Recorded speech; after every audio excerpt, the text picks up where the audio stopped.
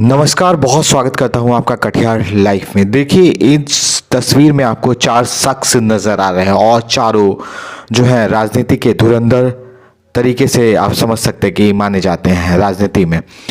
इन चारों ने तैयार किया था इंडिया गठबंधन और अब इंडिया गठबंधन की जो गांठें हैं धीरे धीरे एक एक करके टूट रही है। इसको हमने एक साल पहले ही आपको बताया था कि जो इंडिया गठबंधन नाम की जो संस्था बनाई जा रही है, निश्चित तौर से इसमें बहुत ज़्यादा जो गठजोड़ डाले जा रहे हैं, उसकी जो गांठें हैं धीरे धीरे एक एक करके टूटेगी और निश्चित तौर से अब वही हो रहा है। और हमने ये भी बताया था कि इस गठबंधन की शुरुआत में ही जो ममता बनर्जी ने कहा था कि हमें अपनी महत्वाकांक्षी योजनाओं पर काबू रखना पड़ेगा, तब जाके हम बीजेपी का सामना कर सकते हैं। बीजेपी मतलब भारतीय जनता पार्टी।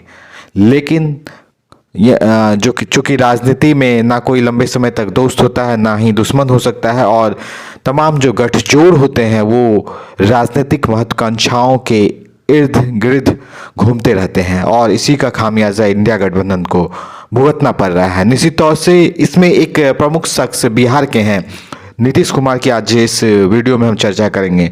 नीतीश कुमार जो कि खुद इस गठबंधन के सबसे बड़े संयोजक के तौर पे आप कह सकते हैं कि उभरे थे, बड़े नेता थे, और निश्चित तौर से उन्होंने ही इंडिया गठबंधन की तैयारी की थी, गांठ बांधी थी कि हमें किसी भी हाल में 2024 में जो प्रधानमंत्री मोदी की विजय रथ यात्रा है उसको रोकना है और निश्चित तौर से बीजेपी को सत्ता में आने से रोकना है। लेकिन हुआ इसका ठीक उल्टा। नीतीश कुमार खुद ही बीजेपी में जाकर जुड़ गए और एनडीए का हिस्सा हो गए बिहार में, और बिहार में तेजस्वी यादव की जो सरकार है उसको छोड़ दिया।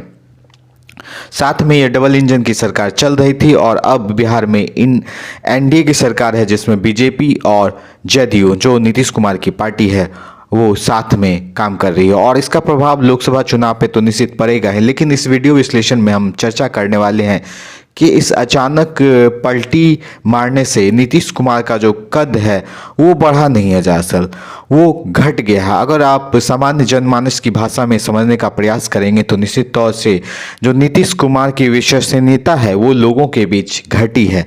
चौक चौराहे पर बात हो रही है कि नीतीश कुमार कभी भी सत्ता के लिए किसी का भी दामन थाम सकते हैं, और निश्चित तौर से इसका प्रभाव इनके वोटरों पर पड़ेगा।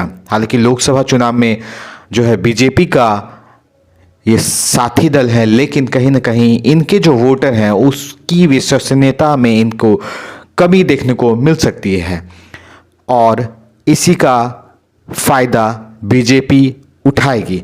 और हालांकि जो राजद है बिहार में वो निश्चित तौर से इस वक्त तमाम चीज़ों का फ़ायदा उठाने की कोशिश में है, जुगत में है, जुगाड़ में है, और निश्चित तौर से उनको एक संपत्ति के तौर पर भी वोटरों का जो साथ है वो मिलने के चांसेस ज़्यादा है। तो इस गठबंधन में अगर बात करेंगे आप तो निश्चित तौर से नीतीश कुमार को भले ही मुख्यमंत्री पद, मंत्रिमंडल पद और बिहार में सत्ता का भोग इस वक्त मिल गया है, लेकिन कहीं ना कहीं उनके जो वोटर हैं उनके बीच उनकी विश्वसनीयता घट गई है। और ये सामान्य जनमानस की चर्चा हम इस बात पर कर रहे हैं कि इन तमाम चीज़ों की हमने सर्वे किया, लोगों से पूछताछ की, और चर्चाओं का जो विषय रहा उसके बाद हम ये चर्चा आपसे कर रहे हैं कि विश्वसनीयता घट गई है।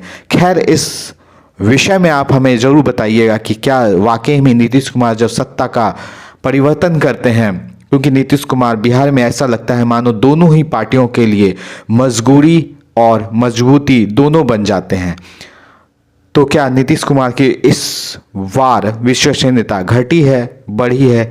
क्या लगता है आपको? जो भी लगता है हमें ज़रूर बताइएगा। और इस वीडियो में इतना ही, लेकिन ऐसे तमाम वीडियोस को पाने के लिए हमें लाइक कर लीजिए, शेयर कर लीजिए, सब्सक्राइब कर लीजिए, और तमाम हमारे सोशल मीडिया लिंक्स को अपने दोस्तों और रिश्तेदारों परिचितों के बीच शेयर कीजिए, साझा कीजिए, ताकि हम मजबूत बने और मजबूती से आपके धरातल पर जाकर बेहतरीन कवरेज कर पाए। इसके लिए आपको हमें मजबूती प्रदान करनी पड़ेगी। फिलहाल इस वीडियो में इतना ही। बने रहिए हमारे साथ, देखिए ते रहिए कटिहार लाइव। शुक्रिया।